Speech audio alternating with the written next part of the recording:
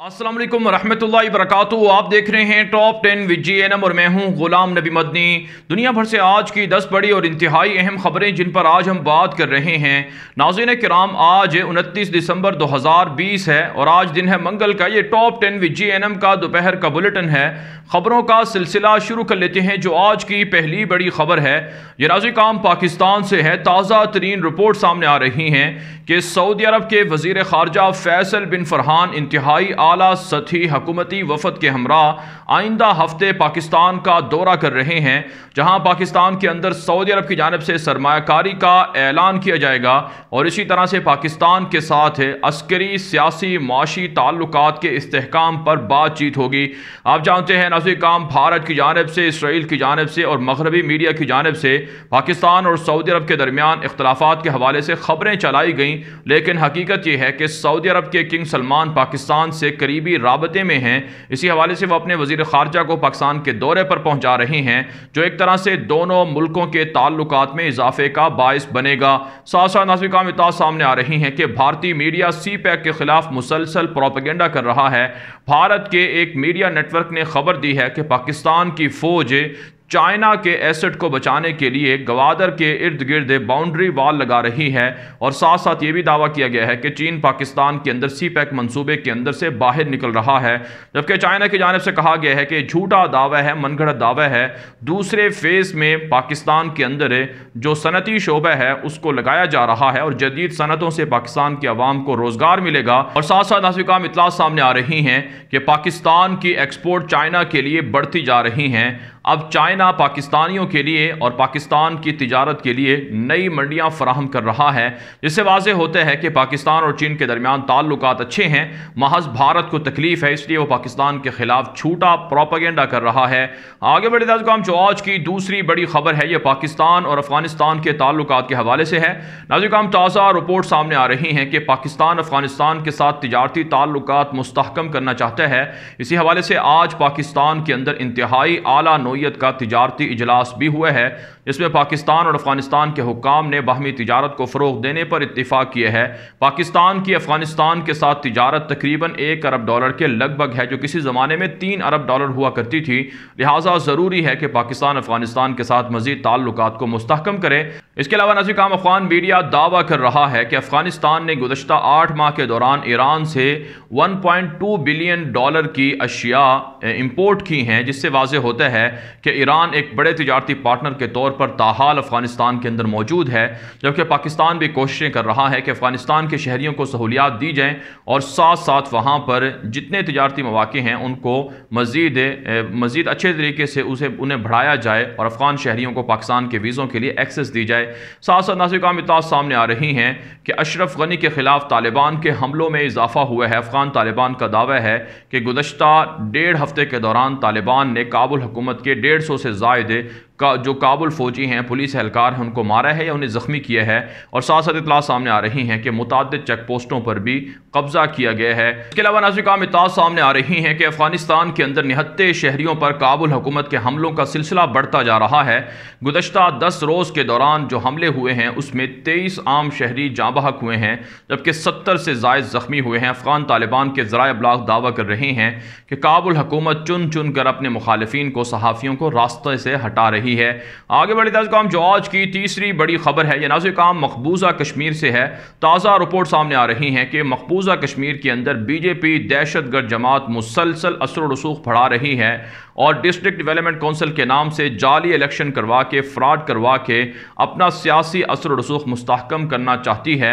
यही वजह है पाकिस्तान की जानिब से और कश्मीरियों की जानिब से जो मुतनाज़ा इलेक्शन हुए हैं इनकी शदीद मजम्मत की गई है और BJP के जारिहाना इक़दामात की नफ़ी की गई है। साथ साथ नाज़रीन काम आलमी मीडिया पर भारत के जाली इनकाउंटर के जाली ऑपरेशन का पोल खोला गया है। आलमी मीडिया मुसलसल खबरें दे रहा है कि भारत कश्मीर के अंदर जाली ऑपरेशन करके निहत्ते शहरियों को शहीद कर रहा है, जबकि आज काम एक ताज़ा रिपोर्ट में इंकशाफ हुआ है कि मुजाहिदीन के ताज़ा हमलों के दौरान भारतीय फ़ौज को भारी नुकसान हुआ है और इसी तरह से मकबूजा कश्मीर के अंदर भारतीय फ़ौज को मुजाहिदीन मुसलसल पीछे धकेल रहे हैं।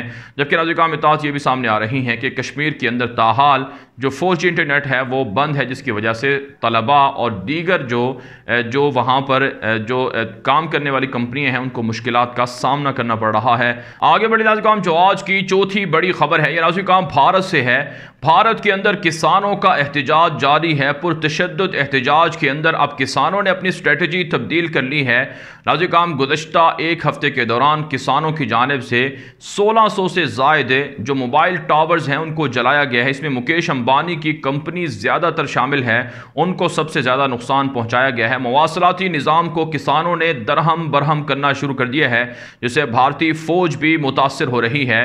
भारतीय फ़ौज को मोबाइल टावर्स के नुकसान की वजह से बहुत सी मवासलाती निज़ाम के अंदर जो एक तरह से राब्ते के लिए मुश्किलात का सामना करना पड़ रहा है।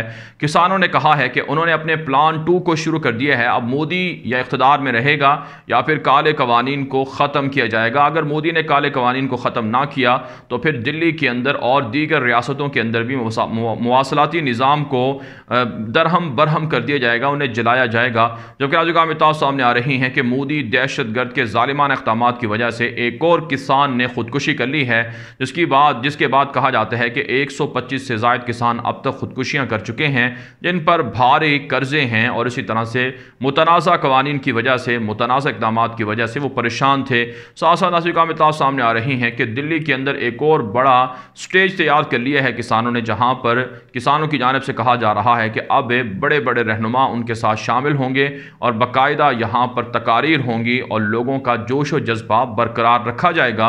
और कहा जाता है कि भारत के अंदर किसानों की तहरीक की वजह से खालिस्तान तहरीक को फ़ायदा पहुँच रहा है और अपोजिशन जमातें मोदी को टारगेट कर रही हैं कि वो भारत को टुकड़े टुकड़े कर रहा है। आगे बढ़े नाज़रीन, जो आज की 5वीं बड़ी खबर है ये भी नाज़रीन भारत से ही से है।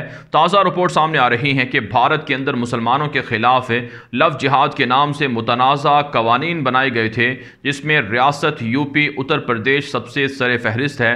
कहा जाता है कि गुज़श्ता एक माह के दौरान 51 से ज़ायद मुसलमानों को गिरफ्तार किया गया है लव जिहाद के नाम पर कि उन्होंने हिंदू लड़कियों से, ख़वातीन से शादियां कर रखी हैं। उन्हें गिरफ्तार किया गया है और उनके शादियों को ख़त्म किया जा रहा है, ज़बरदस्ती ख़त्म किया जा रहा है और लोगों को मजबूर किया जा रहा है कि वो खुद ब खुद हिंदू ख़वातीन को जो मुसलमान हुई थी उनको तलाक दे दें, उनको छोड़ दें, वरना उन्हें गिरफ्तार किया जाएगा।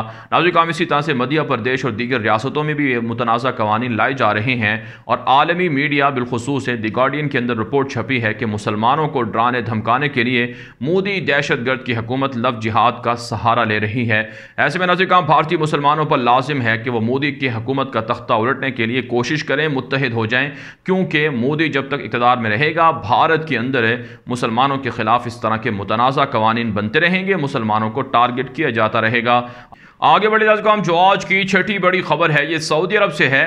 नाज़रीन सऊदी अरब के बादशाह शाह सलमान की जानिब से बहरीन और कुवैत के बादशाहों को ख़त लिखकर अरब लीग के इजलास में शिरकत की खुसूसी तौर पर दावत दी गई है।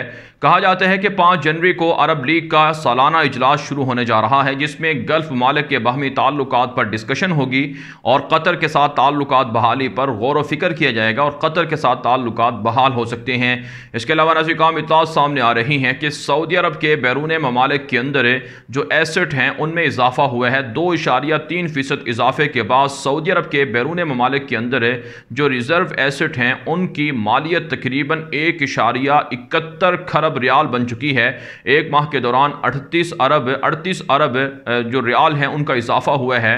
कहा जाता है कि बैरून ममालिक के अंदर सऊदी अरब ने भारी सरमायाकारी कर रखी है, जिसकी वजह से सऊदी अरब को काफ़ी फ़ायदा पहुँच रहा है। इसके अलावा नाज़रीन इत्तलात सामने आ रही हैं कि यमन के अंदर सऊदी अरब की जानिब से 81 मिलियन डॉलर के मुतादिद प्रोजेक्ट शुरू करने का ऐलान किया गया है, जिसमें सड़कें बनाई जाएंगी, एयरपोर्ट बनाए जाएंगे।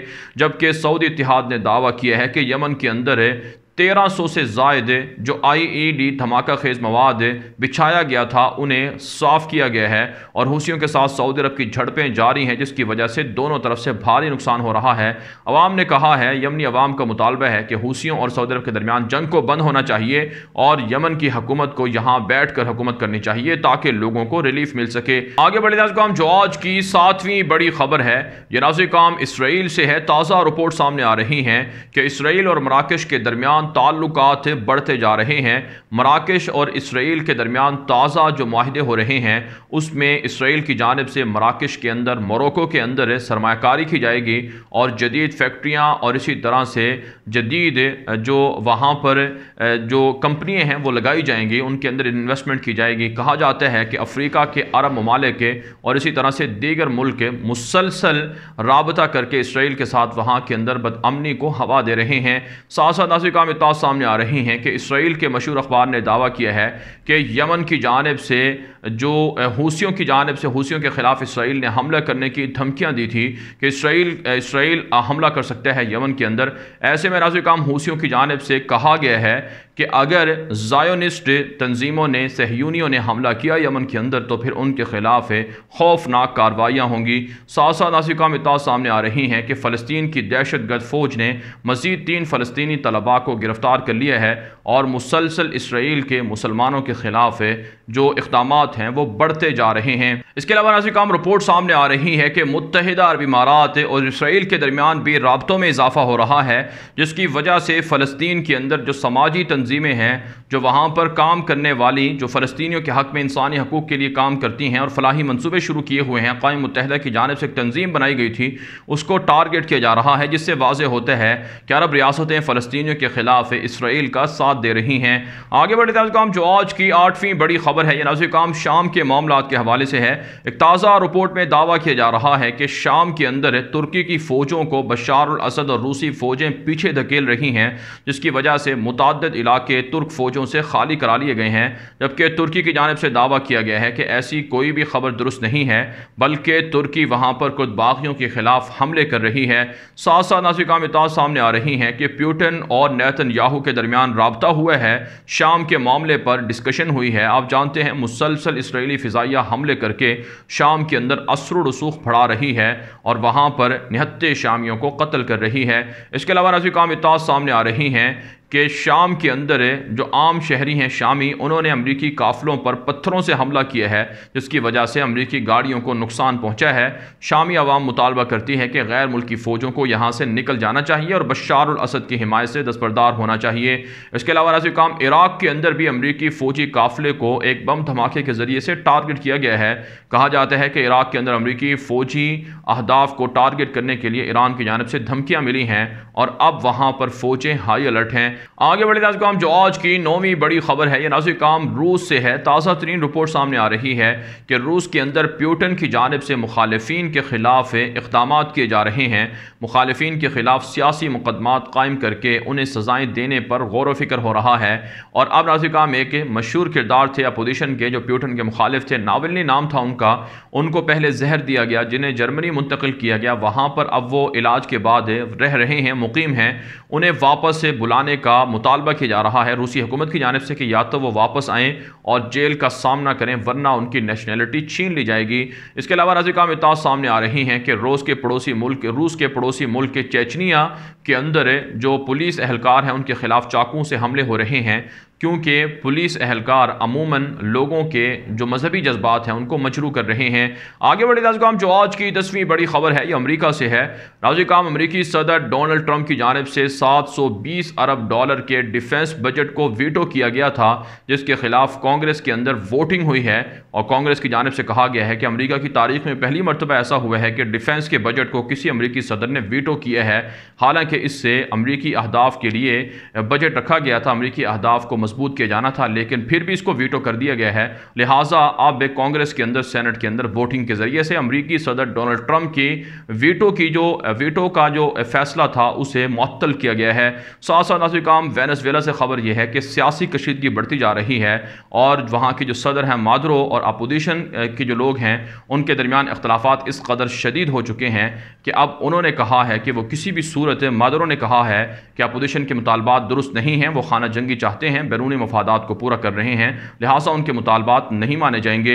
हाल नाज़रीन काम, दुनिया भर से थी आज की 10 बड़ी खबरें। इन खबरों के हवाले से आपकी क्या राय है? अपनी राय कॉमेंट के जरिए से जरूर हम तक पहुँचाएँ। मज़ीद खबरों के लिए आप हमारे ट्विटर अकाउंट दुनिया मेरे आगे और गुलाम नबी मदनी फॉलो कर सकते हैं। आज के लिए इतना ही, इजाज़त दीजिए। अल्लाह हाफिज़।